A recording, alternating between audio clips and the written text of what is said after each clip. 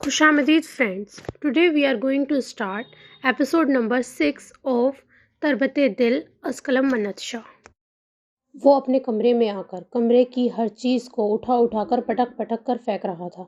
अगर तुम मेरी नहीं हुई तो मैं किसी के लिए भी नहीं छोड़ूंगा तुम्हें, और ये तो तय है कि इस लड़के की जरूरत और गुस्ताखी की सजा तुम्हें और इसे हर हाल में दूंगा। हिम्मत भी कैसे हुई तुम्हारी मेरे अलावा किसी गैर मर्द को छूने की। वो गुस्से और तेज में दीवाना हुआ कमरे की हर चीज को तोड़ रहा था।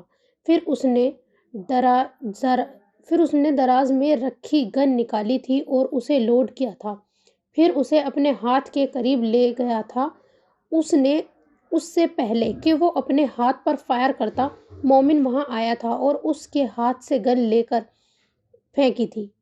Birbal, what's wrong with you? क्या हुआ है? मोमिन, जो अभी सोकर उठा था, बीरबल के कमरे से आती आवाज़ों को सुनकर उसने परेशान होते उसके कमरे में आते कहा था, और उसके हाथ में गन देखकर, उसे खुद के हाथों का निशाना लेते देखकर उसने गन को उससे दूर किया था। मैं इस हाथ को ही ख़त्म कर दूंगा जो इस काबिल ही नहीं कि जोइशी उस हाथ को पकड़ सके, उसने सख्त लहजे में कहा था। क्या हुआ है, मुझे बताओ। खुद को तकलीफ क्यों दे रहे हो, जबकि खुद को तकलीफ देने वालों को तुम्हें तकलीफ देनी चाहिए, मोमिन ने पुकारते हुए कहा था। भाई, वो यूं ही चली गई, मेरे मना करने के बावजूद। फिर उसने उस लड़के को मुझ पर किया। मैंने उसकी बोनिया को जख्मी किया। वो उस लड़के का हाथ पकड़े उसे हॉस्पिटल ले गई। उस लड़के ने उसका चेहरा हाथों में, नहीं नहीं, मुझे बताते हुए भी तकलीफ हो रही है। उसने साइड टेबल पर पड़ा शीशे का पानी से भरा जग नीचे फेंका था। अच्छा, रिलैक्स, काम डाउन। उस लड़के को देख लेंगे हम उस लड़के को देख लेंगे। मुझे बताओ क्या चाहते हो अब? मोमिन ने उसको बेड पर बिठाते तसल्ली भरे लहजे में पूछा था। मैं चाहता हूँ। मैं बीरबल ने अपनी पैंट की पॉकेट से तेज धार चाकू निकालते अपने हाथों पर जगह जगह कट लगाते दोहराया था। मोमिन ने उसके हाथ से निकलता खून देखकर सर्द आह भरी थी। बचपन से वो अपनी फ्रस्ट्रेशन, अपना गुस्सा ऐसे ही खुद को अजियत देकर निकालता था। मैं चाहता हूँ तुम उसके घर मेरा रिश्ता लेकर जाओ। अपने हाथों से खून निकलते देख उसने सुकून की सांस भरते अपने खून को देखते कहा था। तुम पागल हो हायशी, जानता है कि तुम उसने उसके कमरे में मौजूद फर्स्ट एड बॉक्स उठाते कहा था। अब वो कॉटन से उसके हाथ से निकलते खून को साफ कर रहा था। मेरे पास इसका हल है, बीरबल ने नर्म लहजे में अपने भाई को देखते कहा था। और वो क्या है? बायोटीन लगाते उसने उस पर कॉटन रखते उसके हाथ पर पट्टी करते पूछा था। मैं चाहता हूँ कि मोमिन बीरबल बनकर जाए हाशिम के सामने, और बीरबल बनकर ही मोमिन का रिश्ता मांगे उससे। उसने पट्टी लगे हाथ को देखते ठहरे लहजे में कहा था। तुम पागल हो, वो तुम्हारी और मेरी आवाज़ को पहचानता है। मोमिन का दिल किया उसकी अक्ल पर मातम करे। हमारी आवाज़ों में फ़र्क है, शक्लों में तो नहीं। अगर हम ना बोले तो कोई पहचान सकता है कि बीरबल कौन है और मोमिन कौन। मेरी बेकरारी को समझे भाई। आप मेरी खातिर हाशी वलीद खान के सामने जाकर लड़कियों वाले आवाज़ मेरा मतलब मेरे जैसी आवाज़ निकाल कर रिश्ता नहीं मांग सकते उस जोइशा का? बीरबल ने चिल्लाते हुए कहा था। वो कभी भी तुम्हारे लिए रिश्ता कबूल नहीं करेगा, क्योंकि वो जानता है कि तुम नामर्द हो। मोमिन ने दिल पर पत्थर रखकर कहा था। हाशिम वलीद खान ये जानता है कि बीरबल नामर्द है, जबकि उसके साथ साथ वो ये भी जानता है कि मोमिन नामर्द नहीं है। और आपको हाशिम से रिश्ता बीरबल बनकर मांगना है मोमिन के लिए, और निकाह के टाइम तुम्हारी जगह मैं बैठ जाऊंगा। उसने मकरू हंसी हंसते अपनी चाल बताते कहा था। फिर अपनी पट्टी शुदा हाथ से पट्टी उतारने लगा था। क्या कर रहे हो, जख्म बढ़ जाएगा। मोमिन ने उसको मना किया था गुस्से से। जब तक मेरा दिल का जख्म नहीं भरेगा तब तक मैं इसे ही मरूंगा तकलीफ में, उसने आंखों में खून लाते हुए कहा था। मुझे जलील होने का शौक नहीं है, उसे उठा लाओ यहाँ। कहते हो तो मोमिन ने साफ इनकार करते कहा। नहीं नहीं, उठाना होता तो मैं कब का उठा लेता। मैं चाहता हूँ उसका भाई उसकी बर्बादी की वजह अपने हाथों से बने और वो लड़की तिल तिल सिसके। نہ جانے کیوں مگر اس کی آنکھوں میں آنسو، میرے نام کا خوف، دہشت دیکھ کر مجھے بہت مزہ آتا ہے جب وہ ہر لمحہ سے سکتی ہے۔ اس نے مزہ لیتے کہا تھا، آپ اس ہاشم کے پاس جائیں گے یا نہیں؟ بیربل نے دو ٹوک لہجے میں پوچھا تھا۔ میں اس خبیث کے منہ کبھی نہیں لگوں گا جس نے میری زندگی تباہ۔ اس سے پہلے کہ وہ مزید کچھ کہتا، بیربل نے اس کا ہاتھ پکڑ کر اسے کمرے کے دروازے کے پاس کھڑا کیا تھا۔ آپ کو اپنے بھائی کے زخم نظر نہیں آتے؟ آپ میری خوشی کے لیے اس کے گھر نہیں جا سکتے؟ کبھی کچھ نہیں کیا آپ نے میرے لیے۔ مجھے خدا نے ایسا بنایا ہے تو میں کیا کروں؟ جائیں یہاں سے، چلے جائیں۔ غصے سے پھنکارتے اس نے اس کے منہ پر دروازہ بند کیا تھا۔ اس کے ہاتھ سے خون پھر سے نکلنے لگا تھا۔ مومن اس کی بات سن کر مردہ قدموں سے چلتا اپنے کمرے میں آیا تھا۔ کبھی کچھ نہیں کیا آپ نے میرے لیے، یہ الفاظ اس کا وہ بھائی اسے کہہ رہا تھا جس کے لیے اس نے اپنی مردانگی گنوا دی تھی، اس لیے کہ اس کا بھائی کبھی یہ نہ سمجھے کہ وہ اکیلا ہے۔ جب وہ لوگوں کے طعنے سنے کٹہرے میں کھڑا ہو کر، تو وہ بھی اس کے ساتھ اسی کٹہرے میں کھڑا ہو، وہ بھی وہی سب سنے اور پھر اپنے بھائی کی ہمت بنے۔ اس کو آج بھی وہ دن یاد ہے جب پہلی بار اسے پتہ چلا تھا کہ بیربل نامرد ہے۔ فیری نے جب اسے اس کے آنے والے بچے کی خبر سنائی تھی تو وہ خوش ہو گیا تھا۔ وہ جلد سے جلد گھر آ کر اپنے باپ سے بات کرنا چاہتا تھا تاکہ وہ جلد فیری کو اپنا بنا سکے اور کچھ ہی دنوں میں شادی ہو کر وہ اس گھر میں آ جائے اور پھر کبھی بھی کوئی اس کی اولاد کو ناجائز نہ بولے۔ اور ایسا ہی ہوا۔ اس نے گھر آ کر اپنے باپ کے کمرے میں دیکھا مکرم میک اپنے ایک نئے جادو کو کامیاب بنانے میں لگا ہوا تھا۔ جب مومن نے کمرے میں آتے اسے پکارا تھا، daddy I want to marry, اس نے میک کے سامنے بیٹھتے کہا تھا۔ کر دیں گے شادی، ابھی اتنی جلدی کیا ہے؟ ابھی تم لوگ پڑھ رہے ہو، پڑھائی تو مکمل کرو، میک نے لال کپڑے پر ہاتھ رکھتے کہا تھا اور پھر کپڑے کو دیکھتے منہ میں کچھ بڑبڑایا تھا۔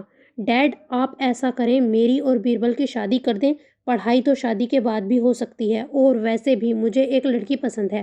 اس نے اس لال کپڑے اور اپنے باپ کے حرکت کرتے ہاتھ کی طرف دیکھتے کہا تھا جہاں لال کپڑا اب کالا گلاب بن گیا تھا۔ بیربل کی شادی نہیں ہو سکتی، تم اپنی بات کرو، کون پسند ہے؟ میک نے کالے گلاب کو پھر سے لال کپڑے کی شکل دیتے کہا تھا، کیوں بیربل کی شادی کیوں نہیں ہو سکتی؟ ہم جڑواں ہیں تو شادی بھی ہماری اکٹھی ہوگی، بچے بھی ساتھ ساتھ پیدا ہوں گے۔ ہماری شادی اگلے مہینے ہوگی، بس میں نے کہہ دیا تو کہہ دیا، اور آپ فی الحال میری بات کا جواب دیں۔ اس نے باپ کے ہاتھ سے لال کپڑا پکڑ کر دور پھینکتے کہا تھا اور پھر اپنے باپ کی کرسی کا رخ اپنی طرف کرتے کہا تھا، بیربل کی شادی اس لیے نہیں ہو سکتی کہ وہ نامرد ہے، اور نامرد کے گھر بچے پیدا نہیں ہوتے۔ میک نے سادہ لہجے میں کہا تھا۔ نامرد؟ میں سمجھا نہیں۔ اس نے باپ کی طرف ناسمجھی سے دیکھتے ہوئے کہا تھا، نامرد مطلب تیسری جنس، آدھا مرد آدھی عورت۔ اس لیے اس کی آواز، وہ کہتے کہتے رکے تھے جب دونوں کے کانوں تک دروازے کے بیچوں بیچ کھڑے بیربل کی سسکی کی آواز پہنچی تھی۔ ان دونوں نے بیربل کو دیکھا تھا، وہ سب سن چکا تھا جب ہی وہیں سے روتے ہوئے واپس اپنے کمرے میں آیا تھا۔ بیربل! مومن اس کے پیچھے لپکا تھا۔ میک نے کاندھا اچکائے تھے جیسے کاندھوں سے بہت بڑا بوجھ دھکیلا ہو۔ آج نہیں تو کل اسے پتہ لگنا ہی تھا، اور یہ سب تو ہونا ہی تھا۔ میک نے کہتے دوبارہ لال کپڑے کو پکڑا تھا۔ وہ کمرے میں جا کر رونے لگا تھا۔ دروازہ بند کیے اس نے کمرے کی پر ہر چیز کو تہس نہس کیا تھا۔ میں نامرد ہوں، میں شادی نہیں ہو سکتی، میں تیسری جنس ہوں۔ لوگ مجھے ہیجڑا، چھکا، خواجہ سرا اور پتہ نہیں کیا کیا کہہ کر بلائیں گے۔ میں وہ تیسری جنس ہوں جو دنیا میں ہمیشہ اکیلی رہتی ہے۔ اس کے چلنے کی آواز، رونے کی آواز، اس کے چلانے کی آواز، رونے کی آواز دروازے کے اس پار بیٹھے بیربل نے واضح سنی تھی۔ اس کے ایک ایک لفظ کو اس نے دل میں اترتا ہوا محسوس کیا تھا۔ بیربل پلیز دروازہ کھولو، ایسا کچھ نہیں ہے۔ اس کا حل ہے، ہم کسی ڈاکٹر سے کنسلٹ کر لیتے ہیں۔ پلیز دروازہ کھولو، مومن نے دروازہ بجاتے کہا تھا۔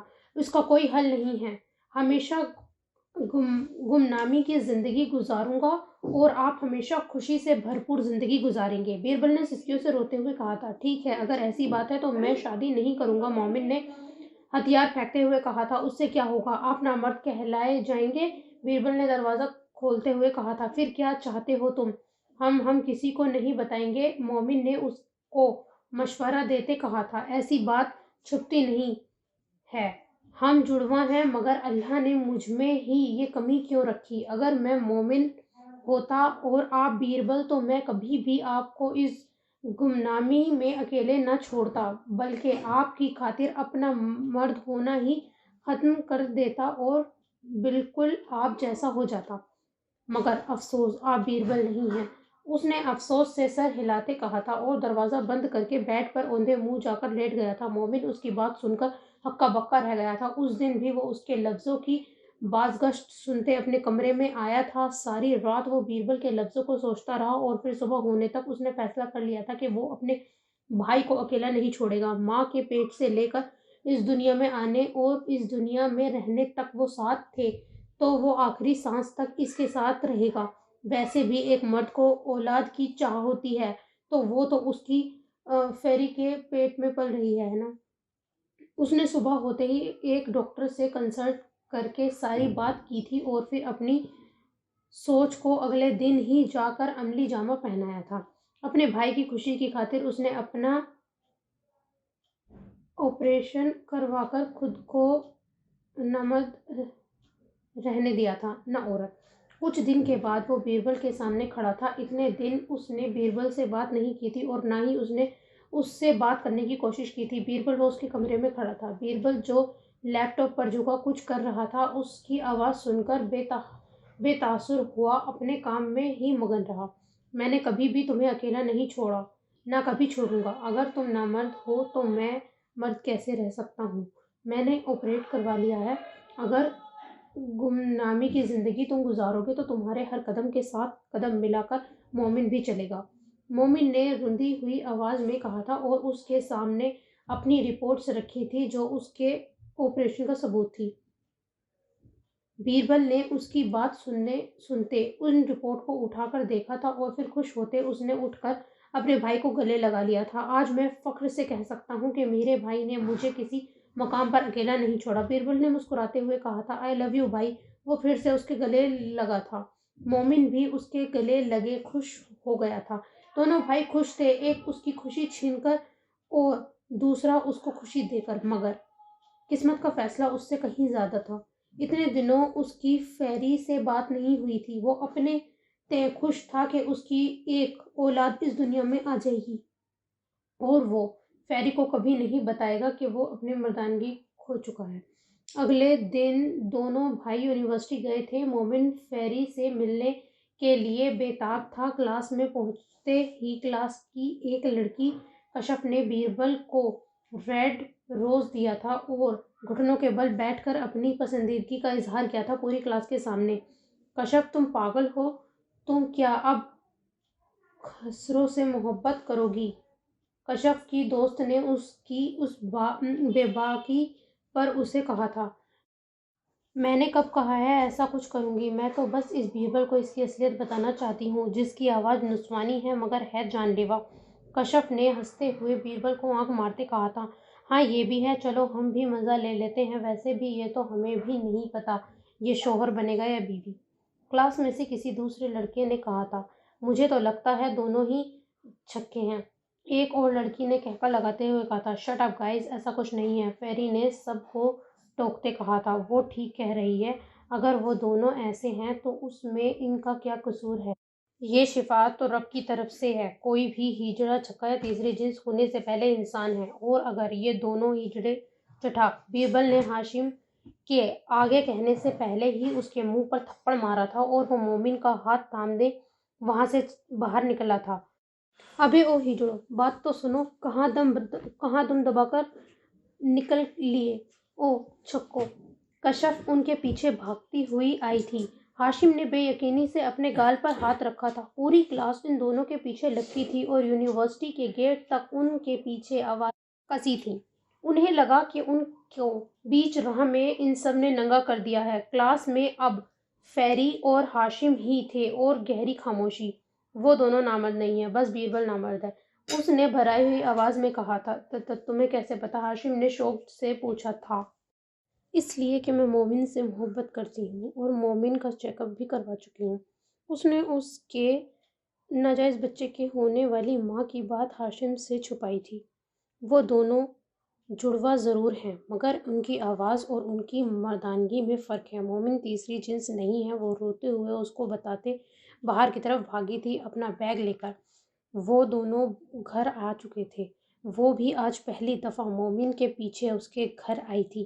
مومن اور بیربل ایک دوسرے کے گلے لگے رو رہے تھے جب ان کے ملازم نے انہیں فیری کے آنے کا بتایا تھا۔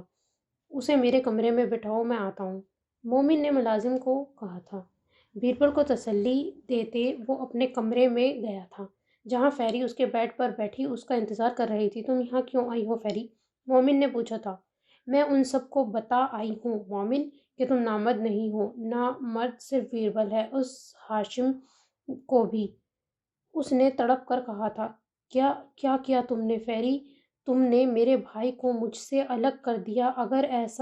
اگر انہیں ایسا لگتا ہے تو لگنے دیتی۔ تم نے منہ کیوں کھولا؟ تم نے میری قربانی ضائع کر دی۔ تم جانتی ہو کہ اگر بیربل کو پتہ چلا کہ وہ اکیلا، یہ تم نے وہ پھنکارا تھا۔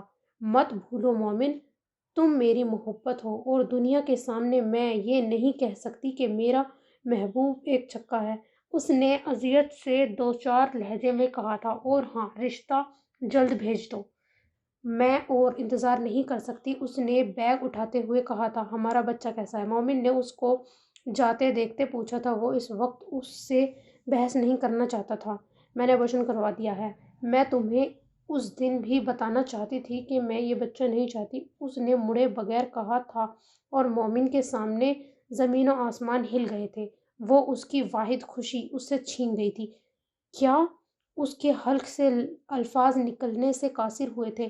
میں ابورشن چٹاک! مومن نے اس کے منہ پر اتنی زور سے تھپڑ مارا تھا کہ وہ ہل گئی تھی پوری، اور زمین پر گر گئی تھی۔ تم نے میری واحد خوشی بھی چھین لی مجھ سے، وہ بھی تب جب میں اپنے بھائی کی خاطر اپنا آپریشن کروا کر اپنی مردانگی کو کھو چکا ہوں۔ اس نے پے در پے اس کے منہ پہ وحشیوں کی طرح تھپڑ مارتے کہا تھا۔ جنونی ہوتے! فیری تو اس کی بات سن کر ہی ساکت ہو گئی تھی، اور اوپر سے اپنے چہرے پر اس کے تھپڑوں کی بارش۔ مومن کا دل چاہ رہا تھا وہ اپنے بال مٹھیوں میں جکڑ کر جھنجھوڑے کھینچ ڈالے۔ خالی ہاتھ کر گئی تھی وہ اسے۔ مومن پر ایک جنون اور خون سوار ہو گیا تھا غصے میں، اور پھر وہ اسے بالوں سے گھسیٹتے نیچے تہہ خانے میں موجود اپنے باپ کے میجک روم میں لایا تھا، جہاں اس کا باپ اپنا جادو سیکھتا تھا۔ وہاں لے جا کر اس نے اسے دیواروں سے پٹکا تھا۔ اس نے اپنی زندگی کا حاصل کھو دیا تھا، صرف اور صرف اس لڑکی کی وجہ سے۔ اس لڑکی کی وجہ سے یا بیربل کی وجہ سے؟ مجھے چھوڑ دو مومن، پلیز مجھے جانے دو، وہ التجا کرنے لگی تھی، مگر وہ اپنا ذہنی توازن شاید کھو چکا تھا۔ اس دن مومن سے حیوان اور شیطان بنا تھا، اور پھر تب پہلی بار مومن نے اس کو ٹھیک اسی طریقے سے قتل کیا تھا جیسے اس نے رات اس لڑکی کو قتل کیا تھا۔ اس کے سر پر ہتھوڑے مار کر، اس کے پاؤں کاٹ کر، اس کے کانوں پر ضربیں لگا کر، بے دردی سے وہ فیری کو مارتا گیا تھا۔ جیسے جیسے وہ اسے مارتا جا رہا تھا، اس کی چیخیں، اس کے دل کو سکون مل رہا تھا، اور پھر مومن واقعی مومن نہ رہا تھا۔ اس دن کے بعد ہر لڑکی کو اپنے پیار کے جال میں پھنسا کر اس کا اسی طرح قتل کرتا جیسے وہ فیری کو قتل کر رہا ہو، اور اسے ہر بار یہی لگتا جیسے کوئی دوسری لڑکی نہیں، اس کے ہاتھ فیری قتل ہو رہی ہے۔ خیالوں کے بھنور میں الجھا وہ کبھی ہنستا اور کبھی رو رہا تھا۔ اس دن کے بعد دونوں نے یونیورسٹی چھوڑ دی تھی۔ بیربل نے فیری اور اس کی باتیں سن لی تھی، اور مون کو فیری کو بے دردی سے مارتے دیکھ بھی چکا تھا۔ شاباش مومن، جو ہمارے نہیں اسے جینے کا بھی حق نہیں۔ فیری کے ٹکڑوں کے پاس روتے بلبلاتے مومن کو دیکھتے بیربل نے اس کا کاندھا تھپتھپایا تھا اور اپنے کمرے میں آ گیا تھا۔ زندگی کے 6 ماہ ایسے ہی گزر گئے تھے۔ پھر ایک دن وہ کسی ہوٹل میں بیٹھے لنچ کر رہے تھے کہ انہوں نے دور ایک ٹیبل پر ہاشم اور زوئشہ کو بیٹھے دیکھا تھا، اور تب ہی بیربل کا زوئشہ پر دل آ گیا تھا۔ ساری معلومات اکٹھی کر کے بیربل کو معلوم ہوا کہ وہ ہاشم کی بیوی نہیں بہن ہے، اور تب سے وہ مہینے میں کئی بار اسے ڈرانے دھمکانے اس کی سوتی کے وجود کو دیکھنے جاتا تھا۔ اسے محبت نہیں عشق ہونے لگا تھا اس سے، اور پھر اسے اپنے بدلے کو بھی پورا کرنے کی ٹھان لی تھی۔ بیربل مومن نے گہری سانس میں کہا تھا، میں نے اپنی زندگی برباد کر دی بیربل تمہاری خوشی کے لیے، اور تم اس لڑکی کی وجہ سے مجھ پر انگلی اٹھا رہے ہو۔ دیکھنا تم پرسوں اس لڑکی کی لاش پر آنسو بہاؤ گے، اور میں چاہتا ہوں کہ تم کچھ دن آنسو بہا ہی لو، اور پھر اس کے بعد کبھی بھی اپنے بھائی پر انگلی نہ اٹھاؤ۔ میں آج ہی اسے لے آؤں گا اور اپنی فیری کی طرح کچل دوں گا اسے۔ اس نے اپنے آنسو صاف کیے تھے۔ سین چینج۔ مجھے مومن پر غصہ نہیں کرنا چاہیے تھا۔ ضروری نہیں ہے کہ ہر دفعہ میرا اس پر غصہ ہونا میرے حق میں بہتر ہو۔ مجھے جا کر اسے دیکھنا چاہیے۔ اگر اس نے غصے میں آ کر زوئشہ کو تکلیف پہنچا دی تو یا اسے نہیں۔ وہ دل میں وسوسوں اور اندیشوں کی طوفان آتے ہی باہر نکلا تھا اور سیدھا مومن کے روم کی طرف بڑھا تھا۔ ہر بار وہ اس کے ایموشنز کے ساتھ کھیل کر اس کے جذبات کو قابو کر کے اپنے حساب سے چال چلتا تھا، جس میں اس کا خود کا دامن تو کورا رہتا تھا جبکہ مومن کا دامن داغدار ہو جاتا تھا۔ مومن جو اپنے آنسو پوچھتے ہی اٹھ کر اپنے فعل کو انجام دینے لگا تھا، بیربل کے کمرے میں آتے ہی چونکا تھا۔ مجھے معاف کر دے بھائی، مجھے مار لے مگر میرے لیے اپنے دل میں خدشہ نہ لائے۔ میں پاگل ہو گیا تھا غصے میں، یہ جانتے ہوئے بھی کہ میرے بھائی نے میری وجہ سے اپنی زندگی تیاگ دی، اپنی خوشی، اپنا پیار، یہاں تک کہ اپنی نسل بھی کھو دی۔ میں کیسا پاگل انسان ہوں کہ میں نے آپ کی قربانی کو اپنے پاؤں تلے روند دیا۔ بھائی میں تو آپ سے معافی مانگنے کی بھی اوقات نہیں رکھتا، پلیز بھائی مجھے۔ وہ ہچکیوں سے روتے ہوئے اس کے پاؤں میں گرنے لگا تھا۔ نہیں بیربل، مجھے بالکل نہیں اچھے لگتے تمہاری آنکھوں میں آنسو۔ تم میرے وجود کا حصہ ہو، پلیز یہ سب مت کرو۔ میں تمہارے ساتھ کبھی بھی ناراض نہیں ہو سکتا۔ مومن نے اس کو کاندھے سے پکڑ کر اٹھاتے ہوئے کہا تھا، بھائی کیا آپ میرے لیے میری خوشی ایک آخری خواہش، آپ زوئشی کو میرے نہیں بنا سکتے؟ میری اذیت ختم کر دیں۔ میرا وجود بے تاب ہے اس کے نازک کانپتے وجود کو دسترس میں لینے کے لیے۔ بیربل نے ہاتھ جوڑتے ہوئے کہا تھا، چہرے پر کرب اور اذیت سجاتے یہ دکھاتے ہوئے کہ وہ کتنی تکلیف میں ہے۔ میں جاؤں گا بیربل، اس کے پاس اپنے بھائی کی خوشیوں کی بھیک مانگنے میں ضرور جاؤں گا۔ کیا ہوا؟ میں اپنے لیے خوشیاں نہیں خرید سکا مگر اس معاشرے سے تمہارے حق کی ہر خوشی چھین لوں گا۔ مومن نے اس کو سینے سے لگاتے اس کے آنسو صاف کرتے ٹھوس لہجے میں کہا تھا۔ تھوڑی دیر پہلے جو وہ سوچ رہا تھا اسے اس سوچ پر خود پر غصہ آیا تھا۔ یہ سوچ کر خوشی ہوئی تھی کہ اس کے بھائی نے غصے میں اسے باور کروایا تھا جبکہ وہ تو کبھی بھی اس کی قربانی بھولا ہی نہیں۔ وہ تو آج بھی اپنے بھائی کی قربانی کو سینے سے لگائے ہوئے ہے، اور بیربل کا مومن کے کمرے میں آ کر اس سے معافی مانگنا اس کے حق میں یہ ثابت کر گیا تھا کہ اس کا بھائی اس کی ہر قربانی کی قدر کرتا ہے۔ سچ بھائی آپ جائیں گے؟ بیربل خوشی سے چہکا تھا۔ بالکل جاؤں گا، کل میں اور پاپا تمہارے لیے ہاشم کے پاس جائیں گے۔ اب جلدی سے آنسو صاف کرو اور فریش ہو جاؤ، بہت سٹریس لے لیا تم نے۔ مومن نے اسے الگ کرتے ہوئے کہا تھا، اور وہ اپنی چال پر کامیاب ہوتا مسکراتا مومن سے الگ ہوا تھا، اپنے کمرے میں چلا گیا تھا۔ سین چینج۔ اس کا مطلب وہ ہاشم کی بہن ہے، اور جو اس دن پرپل آنچل والی لڑکی میں نے دیکھی تھی وہ زوئشہ ہی تھی۔ وہ ہاسپٹل سے یونہی جانے کی بجائے سیدھا گھر آیا تھا اور زوئشی کے پزل باکس کو اور اپنے پزل باکس کو سامنے رکھ دیکھ رہا تھا۔ دونوں پزل باکس پر ایک ہی کمپنی کا ٹیگ لگا تھا، ایک پر سینٹر والے باکس کے نیچے ارسم اور دوسرے پر زوئشی لکھا تھا۔ جاہل، چیزوں کو استعمال کرنے کے بھی مینرز نہیں ہیں، اس نے زوئشہ کے پزل باکس پر اسکریچز دیکھتے کہا تھا، اگر ہاشم ولید خان کا بیٹا ہے تو میں کیوں نہیں پہچان سکا اس کو؟ اس کا باپ تو ڈاکٹر اور میرے بابا سائنٹسٹ، پھر بابا کو مارنے والا کوئی ان کا حریف یا مد مقابل سائنٹسٹ ہی ہو سکتا تھا، پھر یہ ڈاکٹر کیوں؟ اور میں کب سے ولید خان نامی سائنٹسٹ کو ڈھونڈ رہا تھا، جبکہ اس نے اپنے ذہن پر زور ڈالا تھا آنکھیں بند کر کے۔ میں کہتا ہوں وہ محلول کہاں چھپایا ہے بتا دو مجھے، ورنہ میں جان سے مار دوں گا۔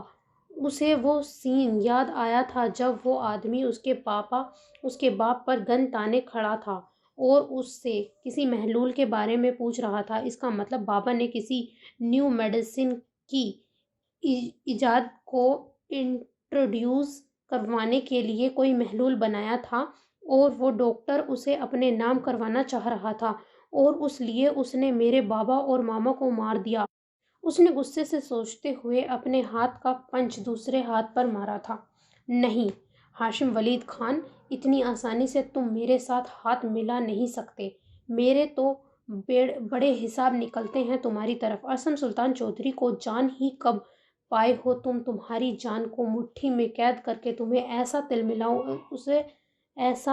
تل ملاؤں گا کہ تم ہر سانس کے ساتھ رفتہ رفتہ سلگو گے۔ اس نے الماری سے شرٹ نکالتے ہوئے کہا تھا اور واش روم میں گیا تھا۔ اپنی شرٹ اتار کر اپنے سکس پیک، چوڑی باڈی اور چوڑے سینے کے ساتھ اپنی مٹھیوں کو بھینچے وہ شاور کے نیچے کھڑا سلگنے لگا تھا۔ اپنے باپ کا اپنی آنکھوں کے سامنے مرنا، فاحہ کا ہر رات رو کر سونا، باپ کو یاد کرنا، ماں کو یاد کرنا۔ اسے یاد ہے پورے 2 سال فاحہ ٹائیفائڈ جیسی بیماری سے لڑتی رہی تھی۔ نہ وہ اس کی پھپھو سے سنبھلتی تھی اور نہ ہی اس سے۔ راتوں کو اٹھ کر فاحہ کا اپنی ماں کے لیے چلانا، خود وہ آج تک راتوں کو نیند سے جاگ جاتا تھا۔ ہر رات خواب میں وہ اپنے باپ کو مرتا دیکھ کتنی بار مرتا تھا۔ شاور کے نیچے کھلی آنکھوں سے وہ کھڑا ایک ایک لمحہ یاد کرتے اپنی سرخ آنکھوں سے اپنے نمکین پانی کو چھپا رہا تھا۔ میری بہن اور میرے بچپن کی ایک ایک تکلیف کا حساب دو گے تم، تمہارے باپ، تمہاری ماں اور تمہاری بہن۔ اس نے اپنے ماتھے پر آئے بالوں کو پیچھے کرتے کہا تھا، ہاشم ولید خان، تمہاری جان تمہاری بہن میں ہے نا، اور تم اس سے بے حد محبت کرتے ہو، تو یہ وعدہ ہے ارسم سلطان چودھری کا کہ وہ تمہاری اپنی بہن سے محبت کی بنیادیں ہلا کر تمہیں اتنا کھوکھلا کر دے گا کہ تم بے تاب ہو جاؤ گے مرنے کے لیے، مگر تمہاری موت کو بھی تمہیں چھونے کی اجازت نہیں دوں گا میں۔ خود کے جسم کو ٹاول سے صاف کرتے وہ باہر آیا تھا اور پھر شرٹ پہننے لگا تھا۔ بالوں کو مہارت سے سیٹ کرتے وہ دوبارہ گاڑی کی کیز اور زوئشہ کا پزل باکس لے کر باہر نکلا تھا۔ سین چینج۔ کیا ہوا؟ تم تو اسائنمنٹ جمع کروانے گئی تھی، رو کیوں رہی ہو فاحہ؟ ڈونا جو اسے ڈھونڈتے وہاں تک پہنچا تھا اپنی اسائنمنٹ جمع کروانے کے لیے، اس بار اسائنمنٹ اس کی بھی لیٹ ہو گئی تھی۔ سر سرمد کو فون کر کے اس نے اسائنمنٹ جمع کرنے کی ریکویسٹ کی تھی اور سر سرمد سے ڈانٹ بھی کھائی تھی، مگر پھر انہوں نے اجازت دے دی تھی۔ وہ اپنی اسائنمنٹ جمع کروانے آیا تھا اور دیوار کے ساتھ چپکے کھڑے یوں روتا ہوا دیکھ کر اس کو پریشانی ہوئی تھی۔ سب ضائع کر دیا اس نے۔ ڈونا، میری محنت، اگر یہ لاسٹ اسائنمنٹ سبمٹ نہ ہوئی تو میرا کریئر، اس کا کیا ہوگا؟ پھپھو، ایہاب اور ارسم ایشو سب میرے کریئر پر سٹاپ لگا دیں گے۔ میں نے 10 راتیں جاگ کر یہ سب بنایا اور اس نے 10 سیکنڈ میں بھی نہیں لگائے۔ ڈونا، میں کیا کروں؟ میرا رزلٹ خراب ہو جائے گا، اتنی جلدی میں کیسے؟ وہ اب ہاتھوں میں منہ چھپائے بچوں کی طرح رونے لگی تھی۔ کس نے کیا یہ سب؟ ڈونا کے دل کو کچھ ہوا تھا۔ اس کے آنسوں سے کبھی وہ اسے اتنی بری طرح روتے ہوئے نہیں دیکھا تھا، سوائے اس وقت کے جب وہ اپنے ماں باپ کو یاد کرتی تھی۔ اسی سست کچھوے نے۔ وہ چاہتا ہی نہیں ہے کہ میں اس کے راستے سے ہٹ جاؤں۔ ڈونا، مجھے یہ کیس سولو کرنا ہے ہر حال میں، مجھے پیچھے نہیں ہٹنا۔ اس نے ارد گرد بکھرے اسائنمنٹ کے ٹکڑوں کو دیکھتے ہوئے کہا تھا، تم یہ کیس سولو کرو گی فاحہ، اور میں دوبارہ اپنی بیسٹی کی آنکھ میں آنسو نہ دیکھوں۔ ویسے مجھے لگا تھا شاید تم نے اسائنمنٹ نہ بنائی ہو، اسی لیے میں نے 2 اسائنمنٹ بنائی تھی۔ یہ دیکھو تمہاری پرابلم کا سولوشن، اب جاؤ اور جا کر دے کر آؤ۔ ڈونا نے مسکراتے ہوئے کہا تھا۔ Oh really Donna, thank you so much, Fiha نے اسائنمنٹ دیکھتے ہوئے اچھلتے ہوئے کہا تھا۔ میں ابھی پروفیسر زاہدہ کو دے کر آتی ہوں، تم پارکنگ چلو، پھر ہم کیس کے باقی پوائنٹ ڈسکس کریں گے اپنے آفس میں۔ کہتے وہ خوشی سے اس کے ہاتھ سے پیپرز لے کر چلی گئی تھی۔ میں تمہیں ہمیشہ ایسے ہی دیکھنا چاہتا ہوں، فہا اپنے ساتھ بہت خوش، ڈونا نے متبسم انداز میں کہا تھا۔ یہ کیا تھا، تم نے اپنی اسائنمنٹ اسے دے دی، خود کیا کرو گے؟ سر سرمد جو اپنے آفس سے نکل رہے تھے دونوں کی باتیں سن کر وہاں رک گئے تھے۔ پتہ نہیں سر، مگر میں اس کی آنکھوں میں آنسو نہیں دیکھ سکتا اور نہ ہی اسے تکلیف میں، ڈونا نے سرمد کی طرف دیکھے بغیر کہا تھا اور واپسی کے لیے مڑا تھا۔ 3 دن ہے تمہارے پاس، ہفتے کو مجھے تم سے وہ اسائنمنٹ چاہیے، کیونکہ میں بھی تم جیسے ذہین بچوں کو کسی بھی انسیڈنٹ کی وجہ سے ٹاپ چارٹ سے نیچے گرتا نہیں دیکھ سکتا۔ سر سرمد کی بات سن کر وہ رکا تھا۔ سر سرمد اس کا کاندھا تھپتھپاتے آگے بڑھ گئے تھے۔ تھینک یو سر، اس نے سر سرمد کی پشت کو دیکھ کر تسخر بھری آواز میں کہا تھا اور وہ ہنستے ہوئے آگے بڑھ گئے تھے۔ سین چینج۔ شی از فائن، اب آپ گھر لے کر جا سکتے ہیں اسے، مگر ہر روز بینڈیج کے لیے آپ کو اسے یہاں لے کر آنا ہوگا، اور ہاں، اس کو سردی سے بچائیے گا اور میڈیسن آپ اسے سرنج سے دے دیں گی۔ باقی یہ پرسکرپشن ہے، میں نے نیند کا انجیکشن دے دیا ہے، یہ جتنا سوئے گی اتنا بہتر ہے، کیونکہ جاگے گی تو اچھل کود کرے گی، کیونکہ جانور ہے تو ٹک کر بیٹھے گی نہیں۔ بس خیال رکھیے یہ اپنے پاؤں سے، ہاتھ سے، ناخن سے پٹی نہ کھول لے گی۔ ڈاکٹر نے پیشہ ورانہ انداز میں سمجھاتے ہوئے کہا تھا۔ جی تھینک یو، ہم پورا خیال رکھیں گے، ہاشم نے مسکراتے ہوئے کہا تھا۔ Okay, best of luck, doctor نے پرسکرپشن سلپ اس کے ہاتھ میں تھماتے ہوئے کہا تھا اور وہاں سے چلا گیا تھا۔ وہ بھی زوئیشا اور بونیا کو لے کر گھر کے لیے روانہ ہو گیا تھا۔ سین چینج۔ تم میں ذرا شرم نہیں ہے کیا؟ کیا چاہتی ہو؟ آزاد کر کیوں نہیں دیتی اسے اپنے ساتھ جوڑے رشتے سے؟ وہ یونی سے آ کر لیٹ گئی تھی اور ابھی سو کر اٹھی تھی، جمبائی لیتی فریش ہونے کے لیے بیڈ سے اتری ہی تھی کہ میسج ٹون پر اس نے موبائل اٹھایا تھا اور میسج پڑھا تھا۔ تم مجھے مت بتاؤ مجھے کیا کرنا ہے کیا نہیں، میں نے تمہیں باندھا نہیں ہے، تم جب چاہو اور ہم سے نکاح کر لو۔ اس نے بڑے دل سے زہر مار کر وہ میسج ٹائپ کیا تھا اور سینڈ کا بٹن دبایا تھا۔ ہاں ہاں ہاں، dear ex, love of my life, تمہاری اوقات میرے نزدیک ویسے بھی کچھ نہیں، مگر میں دنیا کو یہ بتا کر اس کی زندگی میں شامل ہونا چاہتی ہوں کہ تم اس کی زندگی سے باہر نکل چکی ہو۔ اگلا میسج اسے موصول ہوا تھا۔ اس نے میسج پڑھ کر ایک بار پھر اپنے مچلتے دل کو قابو کرتے لبالب بھری آنکھوں کو چھلکنے سے باز رکھا تھا۔ آنکھیں بند کیے اس نے ان لمحوں کو محسوس کیا تھا جب وہ اپنے ہاتھوں کی انگلیاں اس کی کمر میں دھسائے سرخ آنکھوں سے اس کو بہکا رہا تھا، اپنی جھلستی سانس اس کو دان کر رہا تھا۔ وہ لمحہ یاد کر کے اس کی ریڑھ کی ہڈی میں بیٹھے بیٹھے پھر سے سنسناہٹ ہوئی تھی۔ اس کے خیال ہی اسے بہکا دیتے تھے، کجا کہ اس کی نزدیکی اسے مارنے کے مترادف ہوتی تھی، اپنی دوری، اس کی محبت، شدت، اس کے لمس، اس کی جھلستی سانسوں کی بے قراری، کس سے وہ پیچھا چھڑاتی، کیا نام دیتی اس محبت کو جو کسی سیاہ سائے کی طرح اس پر سایہ فگن تھی اور کسی کالے ناگ کی طرح اسے رفتہ رفتہ ڈس رہی تھی۔ اپنی آنکھوں سے نمی صاف کرتے اس نے لمبا سانس کھینچا تھا، مگر پھر واٹس ایپ میسج ٹون نے اس کی توجہ کو اپنی طرف کھینچا تھا۔ ایک اور اس کی موت کا پروانہ آیا تھا۔ وہ تلخی سے ہنسی تھی، ارحام کی گود میں سر رکھے وہ لیٹی تھی اور وہ اس کی زلفوں میں ہاتھ پھنسائے بیٹھا تھا۔ انجوائنگ ان بار، تصویر کے نیچے لکھا دیکھ کر اس نے بے دردی سے موبائل بیڈ پر پھینکا تھا اور تکیے میں منہ دیے رونے لگی تھی۔ مجھے دنیا ارحام طارق کی بیوی کے نام سے جانتی ہے نا، اور اس بار میں ارحام طارق کو سب جانتے ہیں۔ تم میری محبت کی دھجیاں اڑا سکتے ہو اس بار، میں تمہاری عزت کی دھجیاں کیوں نہیں اڑا سکتی اس بار میں، اس نے روتے روتے ٹھوس لہجے میں کہا تھا۔ اور پھر کپڑے چینج کرنے چلی گئی تھی کچھ سوچتے ہوئے۔ سین چینج۔ مہندی سجے گی تیرے ہاتھ، ڈھولک بجے گی ساری رات، جا کے تو ساجن کے ساتھ، بھول نہ جانا یہ دن رات، تجھ کو دیس پیا کا بھائے، تیرے پیا تیرے گن گائے۔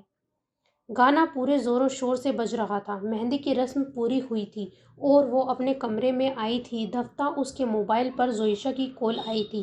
Hello Muntaha, I am sorry یار۔ وہ واٹ سوری زوئیشی، کل میں چلی جاؤں گی، پھر پتہ بھی ہے کبھی ہم مل پائیں گے، کتنا مس کیا ہے میں نے تمہیں۔ وہ بھڑک ہی اٹھی تھی مگر جواباً اسے زوئیشی کی سوسو سننے کو ملی تھی۔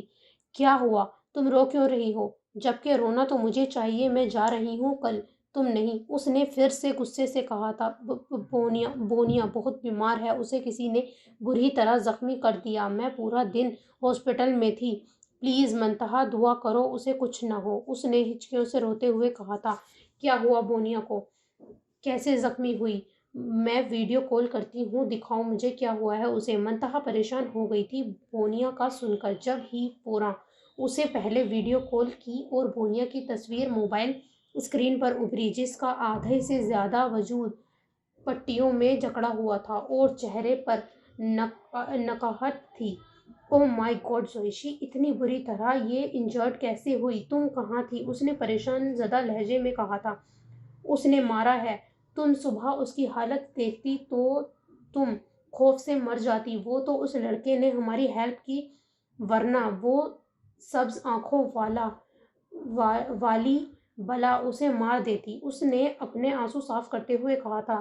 تم تو کہتی ہو کہ وہ سبز آنکھوں والی بلا تمہارے وہم ہوتا ہے، کیا تمہارا وہم نے اسے مارا، یا پھر جیسے تم اپنے وہم میں کھو کر اپنی گردن پر بھی لکھتی ہو اور بعد میں کہتی ہو مجھے پتہ نہیں چلا، ایسے ہی تم نے بونیا کو بھی کہیں خود سے؟ منتہا نے تذبذب کو شکار ہوتے کہا تھا۔ کبھی کبھی اسے واقعی زوئیشی کی باتیں سمجھ نہیں آتی تھی، کبھی وہ کہتی تھی کہ یہ سب میرا وہم ہے اور کبھی کہتی تھی حقیقت۔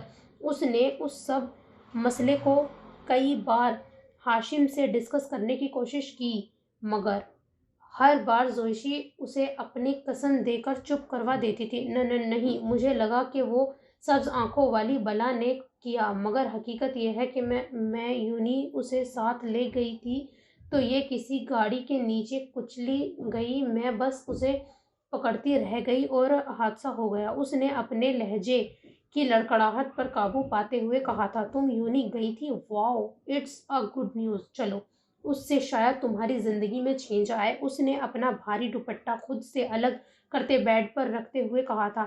ہاشی زبردستی لے کر گئے تھے مگر یہ میرا فرسٹ اور لاسٹ ڈے تھا، آج کے بعد میں یونی نہیں جاؤں گی، اس نے ٹھوس لہجے میں کہا تھا۔ بری بات زوئیشی، اب تم انہیں گفٹ دے کر ان سے گفٹ واپس لو گی، منتہا نے اسے سمجھاتے ہوئے کہا تھا۔ تمہیں نہیں پتا، وہاں سب بہت عجیب ہیں، اسپیشلی وہ گروپ، تمہیں پتا ہے وہ سب میرے پاس، اور پھر ہاشی کے آتے ہی وہ سب چلا گیا۔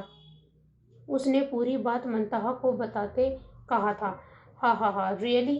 جاتے ہی تمہیں انہوں نے رلا دیا؟ تو تمہیں پزل باکس ساتھ لے جانے کی کیا ضرورت تھی؟ اور وہ تمہارے پزل باکس کی وجہ سے تمہیں کیوں ہرٹ کر رہا تھا؟ اس نے حیران کن لہجے میں کہا تھا۔ پتہ نہیں، مگر میرا پزل باکس اس کی گاڑی میں ہی رہ گیا ہے، اور وہ شاید ہاشی کا دوست ہے تو میں منگوا لوں گی اس سے۔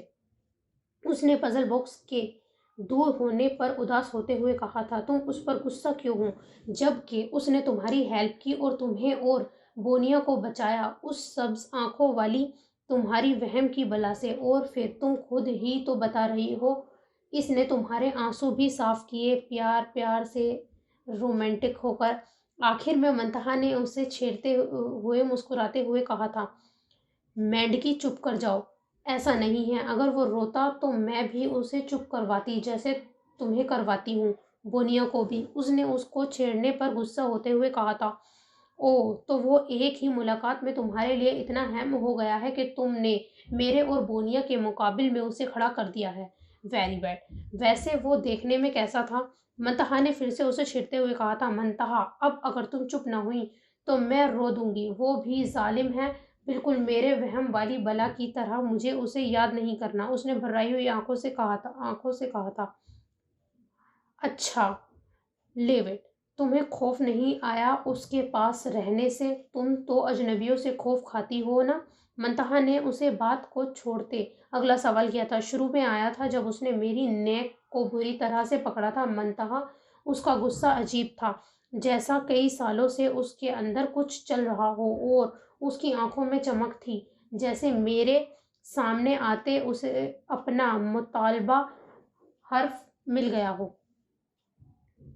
اس کی پرسنالٹی بڑی روب دار اور ایٹیٹیوڈ والی تھی، جیسے وہ کسی کو اپنے آگے کچھ سمجھتا نہ ہو، اور اس کی اس روڈ پرسنالٹی کو اور روب دار اور مغرور اس کی کھڑی ناک بنا رہی تھی۔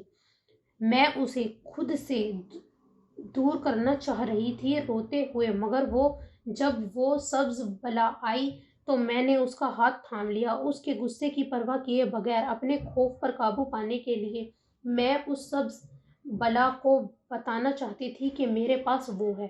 اس نے کسی ٹرانس کی کیفیت میں اسے سب کچھ بتایا تھا۔ پرے فور یو، ہوپ سو کہ اس کا آنا تمہاری زندگی میں رحمتیں لے کر آئے۔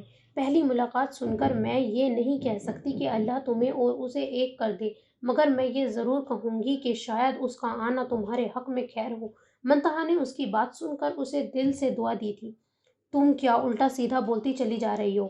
وہ بس میرا پزل باکس واپس کر دے اور مجھے اب اپنے گھر سے ایک قدم بھی باہر نہیں نکلنا، اس نے تڑپ کر کہا تھا۔ اوکے بابا، فائن۔ کل آؤ گی؟ منتہا نے اداسی سے پوچھا تھا۔ ہاں آؤں گی انشاءاللہ۔ کیا ہم پھر کبھی نہیں ملیں گے؟ زوشی نے منتہا کی آنکھوں میں تیرتی نمی کو دیکھتے ہوئے کہا تھا۔ یہ سب کیوں ہو رہا ہے زوشی؟ کیا میری آزادی یہیں تک تھی؟ میں اس پنجرے میں قید ہونے جا رہی ہوں جہاں میری سانسوں پر بھی میری اپنی حکمرانی نہیں ہوگی، اس نے آنسو صاف کرتے ہوئے کہا تھا۔ ابھی بھی وقت ہے منتہا، میری طرف آ جاؤ۔ میں اور ہاشی انکل کو نہیں زوشی، کل ایک شریف باپ کے گھر اس کی سالوں کی بنی عزت کی بارات آنی ہے، اور لاسٹ مومنٹ میں یہ سب کبھی بھی نہیں۔ خود پر ہر ظلم برداشت ہے مجھے، مگر اپنے باپ کا جھکا ہوا سر نہیں، اس نے اپنی نمی کو اپنے اندر اتارتے ہوئے کہا تھا۔ میں کل صبح ہی آ جاؤں گی تمہارے پاس، خود کو اکیلا مت سمجھنا، میں ہوں نا تمہارے ساتھ، چلو آنسو صاف کرو اور مہندی دکھاؤ، زوشی نے اسے ہمت دیتے ہوئے کہا تھا۔ جواباً وہ بھی ہنستے ہوئے اپنا سرخ سفید ہاتھوں پر لگا حنائی رنگ اسے دکھانے لگی تھی۔ بہت خوبصورت لگی ہے، اللہ بہت اچھا نصیب کرے، آمین۔ چلو اب تم سو جاؤ، تھک گئی ہوں گی، ریسٹ کرو، ابھی کل کا دن بھی بہت ٹف ہونے والا ہے، خدا حافظ۔ زوشا نے کہتے ہوئے فون بند کیا تھا۔ منتہا نے فون بیڈ پر رکھ کر اپنے ہاتھ کو دیکھا تھا، جہاں مہندی کا رنگ اس کی سوچ سے بھی زیادہ گہرا آیا تھا۔ کہتے ہیں جس کا مہندی کا رنگ اتنا گہرا آئے، اس کی ساس اور شوہر اسے بہت پیار کرتے ہیں۔ مہندی کی رسم کے دوران جب وہ بیٹھی تھی تو اس کے کانوں میں کسی عورت کی آواز گونجی تھی۔ اب بھی اس عورت کے الفاظ اس کے کانوں میں بازگشت کر رہے تھے۔ کیا مجھے بھی میری ساس اور شوہر اتنا پیار کریں گے؟ اس نے دل میں سوچا تھا، اور اپنی مہندی میں چھپے ہاتھوں کی لکیروں میں ایک بار پھر سے اسے ایہاب کا جھلملاتا ہنستا چہرہ نظر آیا تھا۔ بنا دیکھے بنا سوچے مانگے ہیں کتنے جنم، چاہا تھا کیا پایا ہے کیا ہم نے دیکھی، دل میں مگر جلتے رہے تیری چاہت کے دیے، تیرے لیے تیرے لیے۔ اس کے چہرے کو مسکراتے ہوئے اس نے اپنی آنکھوں کی پتلیوں میں قید کیا تھا اس کی زندگی کا حسین لمحہ، اور پھر اسے چہرے پر اس نے اپنے گرتے آنسو دیکھے تھے۔ سین چینج۔ وہ جینس پر گلابی ٹاپ پہنے، بال بنائے تیار کھڑی تھی، اور پھر نیچے آئی تھی۔ کہاں جا رہی ہو؟ سویرا بیگم نے پوچھا تھا۔ وہ ماما عبیرہ کے گھر پارٹی ہے، مجھے دیر ہو جائے گی آنے میں، بٹ پرومس 12 بجے تک گھر آ جاؤں گی، اس نے ماں کے گرد باہیں پھیلاتے ہوئے کہا تھا۔ ایشال مجھے بالکل پسند نہیں ہے اتنا لیٹ تمہارا گھر سے باہر رہنا، کس کے ساتھ جا رہی ہو؟ انہوں نے اسے ڈپٹتے ہوئے پوچھا تھا۔ ماما فہا کے ساتھ جا رہی ہوں، اکیلی تھوڑی ہوں، اس نے بات بناتے ہوئے کہا تھا۔ ٹھیک ہے جاؤ، اور جب تک تم گھر نہیں آؤ گی میں سوؤں گی نہیں، انہوں نے دو ٹوک لہجے میں کہا تھا۔ ماما تم جانتی ہو کہ جب تک میرے سارے بچے گھر میں نہیں آ جاتے مجھے نیند نہیں آتی ہے، اب ٹائم ضائع مت کرو، دیر ہو رہی۔ جاؤ، اور فاہا کہاں ہے؟ وہ تو تمہارے ساتھ نظر نہیں آ رہی، انہوں نے اس سے پوچھا تھا۔ وہ ڈونا کی طرف ہے، ادھر سے لے کر نکلوں گی، اینڈ سی یو بائے۔ ماما کے منہ پر بوسہ دیتے وہ نکلی تھی اور موبائل پر میسج ٹائپ کیا تھا۔ عبیرہ کے گھر پارٹی کا بہانہ لگایا ہے ماما کے سامنے، اور یہ بھی کہا ہے کہ تمہیں ساتھ لے کر جا رہی ہوں اور ہم 12 بجے تک واپس آئیں گے۔ اب 12 بجے سے پہلے میرے بغیر گھر نہ جانا اور مجھے کال بھی نہ کرنا، سیل آف کر رہی ہوں، ضروری کام ہے۔ سینڈ کا بٹن دباتے اس نے گاڑی سٹارٹ کی تھی اور پھر موبائل سوئچ آف کر کے بیگ میں رکھا تھا اور گاڑی بار کی طرف دوڑا دی تھی۔ اندر جاتے ہی اس نے بہت سی لڑکیوں کو شارٹ ڈریس پہنے فلور ڈانس پر ڈانس کرتے دیکھا تھا۔ بہت سے لڑکے لڑکیاں باہوں میں باہیں ڈالے جھوم رہے تھے۔ ایک ایلیٹ کلاس سے تعلق رکھنے کے باوجود بھی وہ کبھی بھی ایسے بارز میں نہیں آئی تھی۔ اسے گھٹن ہوتی تھی وہ سب دیکھ کر، مگر اگلے ہی لمحے اس نے اس بار کو ارحام طارق کی نظر سے دیکھنا شروع کیا تھا کہ وہ کیسے آتا ہوگا اندر، سگریٹ پیتا ہوگا۔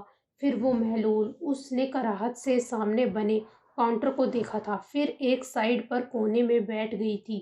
وہ بس اپنی موجودگی وہاں پر ارحام طارق کو ظاہر کروا کر اس کی عزت کے پرخچے اڑا دینا چاہتی تھی۔ سین چینج۔ بولو کاشف، رکھ آئے ہو وہ پیکٹ وہاں؟ ہاشم نے کاشف اپنے حوالدار سے پوچھا تھا۔ جی سر، اور یہ رہا اصل پیکٹ، کاشف نے اس کے سامنے پیکٹ رکھتے ہوئے کہا تھا۔ تم نے اسے اس پیکٹ کو کھولا تو نہیں؟ ہاشم نے تسلی کے لہجے میں پوچھا تھا۔ نہیں سر، آپ کے آرڈر تھے کہ کھول کر نہیں دیکھنا، تو میں کیسے دیکھتا، کاشف نے کہا تھا۔ بہت خوب، ٹھیک ہے، تم جا سکتے ہو، ہاشم نے اسے جانے کا کہا تھا۔ بیمار مرغی ایف ایس سی کیا بری پھنسی ہے، اسائنمنٹ کے صدمے سے نکلے گی تو نیا صدمہ ملے گا اسے، اس نے ہنستے ہوئے کہا تھا۔ سین چینج۔ میں مس اشال رندھاوا بار میں آئی ہیں، لڑکی نے سامنے بیٹھی اشال کی طرف دیکھتے فون پر دوسری طرف موجود وجود کو اطلاع دی تھی۔ ریئلی؟ کب؟ کیسے آئی؟ I mean how is this possible? Yahoo, finally میں جو چاہتی تھی وہ ہو گیا۔ ایسا کرو، اب جو میں کہتی ہوں ویسا ویسا کرو۔ اس نے اپنا پورا پلان اسے بتاتے فون بند کیا تھا۔ Yahoo, finally! وہ بھرپور خوشی سے کھول جھومنے لگی تھی۔ کیا ہوا؟ کیسی بات کی خوشی منائی جا رہی ہے؟ زینب نے کمرے میں آتے ہی ہمنا سے کہا تھا۔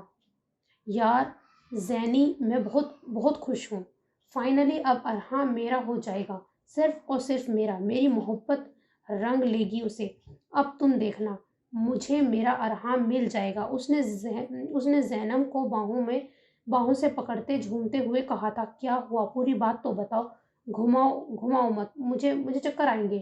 یار، زینب نے اسے روکتے ہوئے کہا تھا۔ میرا بس چلے تو میں پوری دنیا کو گھما دوں یار۔ اچھا سنو، پوری بات سنو، اشال باہر گئی ہے اور میں نے اس لڑکی کو، اس نے پوری بات زینب کو بتائی تھی خوش ہو کر۔ تمہیں لگتا ہے ایسا کرنا ٹھیک رہے گا؟ مطلب اس سے وہ مزید قریب نہ ہو جائیں گے؟ زینب نے اسے کہا تھا۔ بالکل نہیں، بھلا